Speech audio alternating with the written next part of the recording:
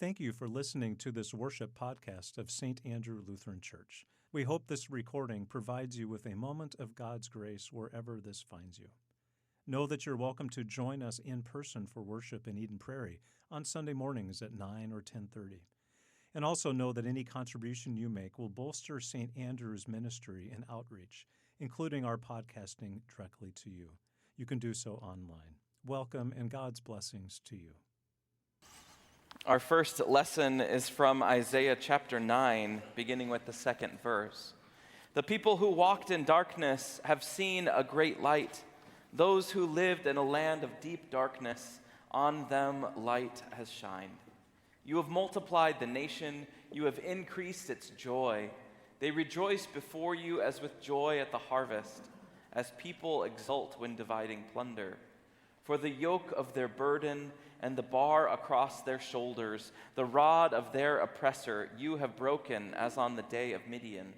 For all the boots of the tramping warriors and all the garments rolled in blood shall be burned as fuel for the fire. For a child has been born for us, a son given to us.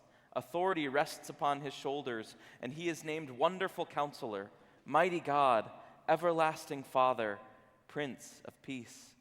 His authority shall grow continually, and there shall be endless peace for the throne of David and his kingdom. He will establish and uphold it with justice and with righteousness from this time onward and forevermore. The zeal of the Lord of hosts will do this. The word of the Lord. Thanks be to God. So yesterday I woke up and as is usually the case in our household, my eldest was the first out of bed. She was upstairs under the Christmas tree reading a book, perfectly still, lovely Christmas morning.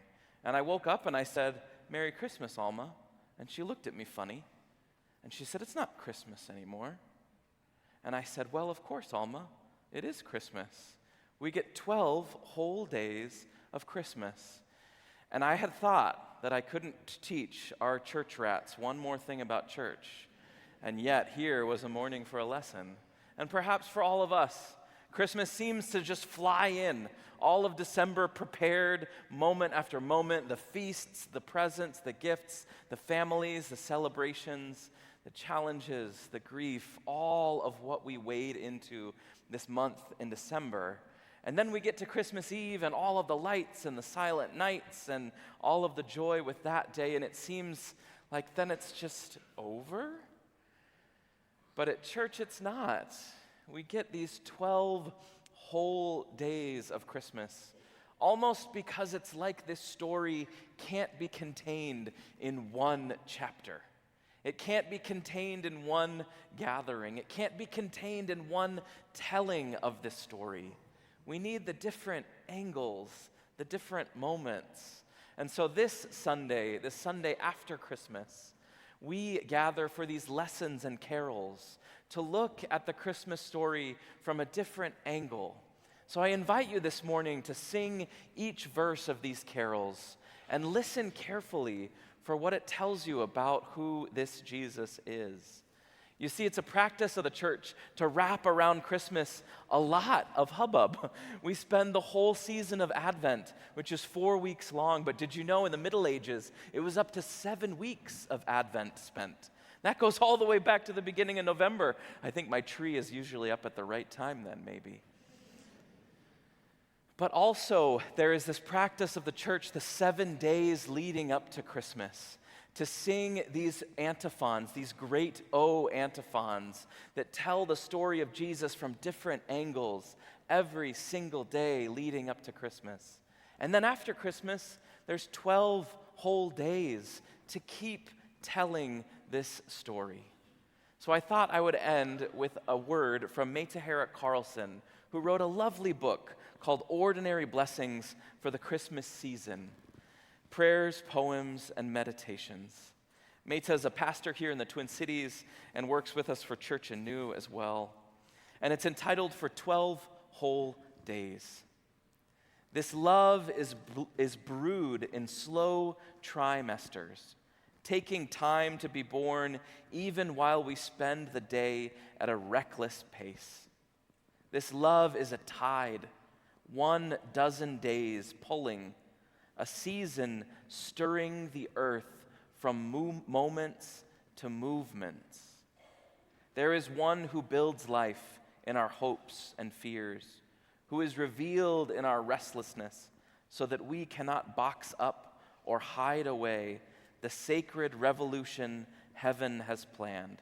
It is already accomplished and on the way. Amen. And our lessons continue with a reading from Micah, the 5th chapter. But you, O Bethlehem of Ephrathah, who are one of the little clans of Judah, from you shall come forth from me one who is to rule in Israel, whose origin is from of old, from ancient days. Therefore he shall give them up until the time when she who is in labor has brought forth. Then the rest of his kindred shall return from the people of Israel, and he shall stand and feed his flock in the strength of the Lord, in the majesty of the name of the Lord his God. And they shall live secure, for now he shall be great to the ends of the earth, and he shall be the one of peace. If the Assyrians come into our land and tread upon our soil, we will raise against them 7 shepherds and 8 installed as rulers. The word of the Lord. Thanks be to God. The second lesson comes from Luke chapter 2, verses 1 through 7. In those days, a decree went out from Emperor Augustus that all the world should be registered. This was the first registration and was taken while Quirinius was governor of Syria. All went to their own towns to be registered. Joseph also went from the town of Nazareth in Galilee to Judea, to the city of David called Bethlehem, because he was descended from the house and family of David. He went to be registered with Mary, to whom he was engaged and who was expecting a child. While they were there, the time came for her to deliver her child, and she gave birth to her firstborn son, and wrapped him in bands of cloth and laid him in a manger, because there was no place for them in the inn. The word of the Lord. I love the Christmas season. And over the years, I have amassed quite a collection of nativity scenes. I don't know if it's because I've worked in the church, and so people tend to gift them to me, but eventually I've begun a collection. I have, of course, the Fisher-Price nativity scene from when my children were little, when I didn't want them to touch all of the other ones, and so we still proudly display it every year, even though my children are 21 and 19. It still goes out with all of the others. There's this one from Tanzania, hand-carved from a trip that I took, a mission trip there, which portrays a different sort of nativity. There's this one from another mission trip that I took to Mexico, and this one from a trip to Guatemala. And this one from an artist in Albuquerque, where my mom lives. And then this one, which I've added pieces to over the years as gifts from my mother-in-law, which is very similar to the larger one that you'll see out in the narthex. Now this one, I had the grand idea when my children were little that we would wait until Christmas Day to add baby Jesus, because Jesus, of course, wasn't born until Christmas. It seemed like a really great idea until I put Jesus somewhere and couldn't find him on Christmas Day, which caused a lot of crying and tears and turmoil in my house. I'm sure there's a sermon in there somewhere but we'll save that for another day. We did eventually find Jesus many months later because, as you can see, Jesus is back in the nativity scene, and we tabled that tradition, and that doesn't happen anymore in my house. But the nativity scenes are beautiful and portray lovely things. I was also a part of a live nativity at the last church that I was in. They did a live nativity scene every year in their church that brought thousands of people there. And there was animals and people and inside the church, if you can even believe it.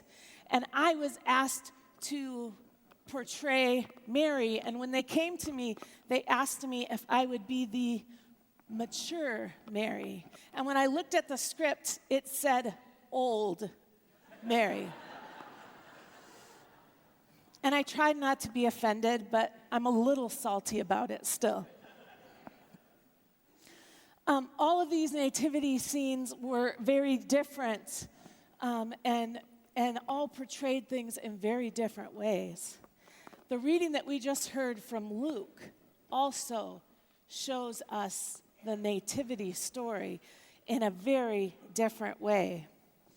We start out with this declaration of Emperor Augustus, trying to show us that it sets the scene in a certain time in history. Emperor Augustus tells us of a lot of power, and then we zoom in to this family. It's an interesting juxtaposition of what is happening in this story. I think about all those nativity scenes and what they display. I think about the carols we sing, Silent Night, Away in a Manger, and I think that scene that we see probably wasn't as peaceful and silent as what we're seeing. I don't know about you, but if you've ever had a baby in the house, there can be a little bit of chaos that's going on. I imagine it wasn't quite a silent night. I think what's so interesting about this story is that God flipped the script. God becomes us, not detached from us. And silent was probably not the best way to describe that day. But Christmas celebrates this act of divine vulnerability that flips the script, coming to us as a helpless child rather than a mighty ruler. A mighty ruler like what they were experiencing with the emperor would have made more sense. But God comes in weakness and shows us that power comes not by exercising it, but by setting it aside and showing us what love really is. And that's what's so amazing about the incarnation. And that's what's so amazing about what God did for us on that Christmas.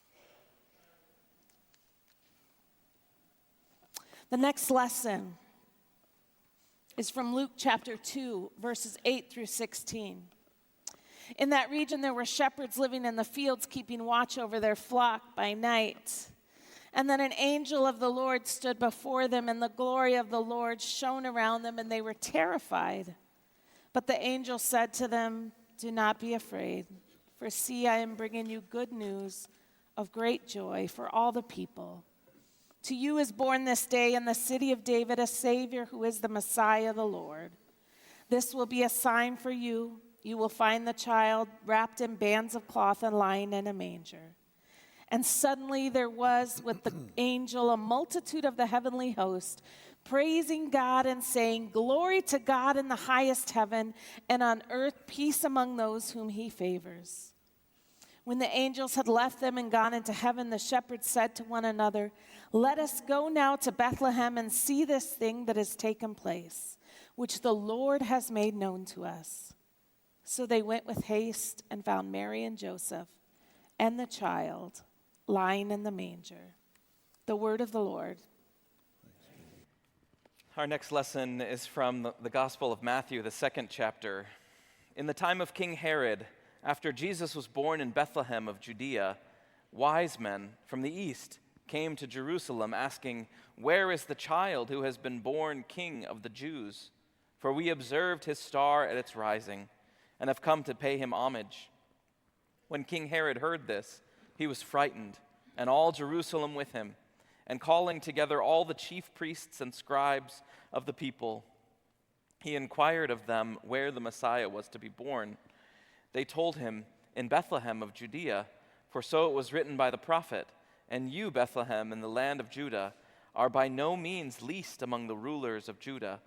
For from you shall come a ruler who is to shepherd my people Israel.' Then Herod secretly called for the wise men and learned from them the exact time when the star had appeared.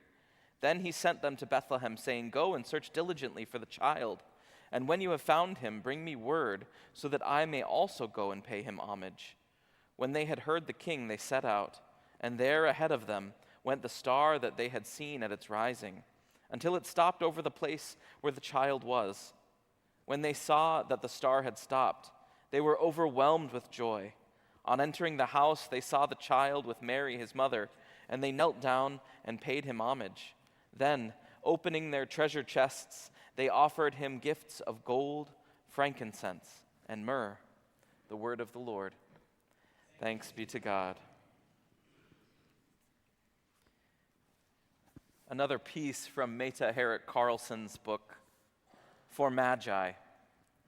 Just when we think we have a handle on the boundaries of a blessing, a timeline worth trusting, the full setting of a scene and story, witnesses arrive with sense and sage from so far off we can't make sense of how they knew or why they came all this way to worship. So we make room for magic, receiving the gifts with grace, pondering these things in the depths of our hearts, and changed by the scope of love and another road home. We make room for magic. Yesterday, we spent the day with my in-laws in Waconia, and we were celebrating Christmas as a family. And as Hannah is the eldest of 10, and all of the dogs and all of the children and all of the iguanas and no, I'm just kidding. There weren't any of those. We're there to gather. Occasionally, someone needs a little time and space to go off on your own and decompress. And Alma, I found out, wanted that time with me, of all things. The 10-year-old who's usually too cool for school asked me repeatedly, "Will you come play ping pong with me?" There's a small ping pong table out in the garage that was cooler, set apart. And the first time I said, "Nah, I've got to do something here." But then I thought, will Alma ask me to play ping pong next year? Will she the next year? Will she the next year? How many moments do I have left of Alma asking me to say, "Will you play ping pong with me?" And so every time she asked, I made it a point to say yes. So we were downstairs in the garage playing ping pong most of the day yesterday. It was delightful. Any way to spend a family celebration, just hold up playing ping pong. But my encouragement to you would be this: make room for the magic. Make room for those moments of surprise and delight. Make room for the childlike wonder that might sneak up on you when you least expect it. The Magi, as they are called in the story, came from afar, bringing their own traditions, their own surprises, their own delights. And I think we too sometimes get too comforted in our own ruts and rhythms and things to do that we don't make enough room for magic. And our next lesson comes from John chapter 1. In the beginning was the Word, and the Word was with God, and the Word was God. He was in the beginning with God. All things came into being through him, and without him not one thing came into being. What has come into being in him was life, and the life was the light of all people. The light shines in the darkness, and the darkness did not overcome it. There was a man sent from God whose name was John. He came as a witness to testify to the light, so that all might believe through him. He himself was not the light, but he came to testify to the light. The true light, which enlightens everyone, was coming into the world. He was in the world, and the world came into being through him, yet the world did not know him. He came to what was his own, and his own people did not accept him. But to all who received him, who believed in his name, he gave power to become children of God, who were born not of blood or of the will of flesh or the will of man, but of God. And the Word became flesh and lived among us, and we have seen his glory, the glory as of a Father's only Son, full of grace and truth. The word of the Lord. Thanks be to God. Thank you for listening to this worship podcast of St. Andrew Lutheran Church. We hope that this recording provides you with a moment of God's grace wherever this finds you. Any contribution you make to St. Andrew will bolster our ministry and outreach, including our podcasting directly to you. You can do so online. Thank you for joining us for this podcast, and I wish you every blessing from Christ today.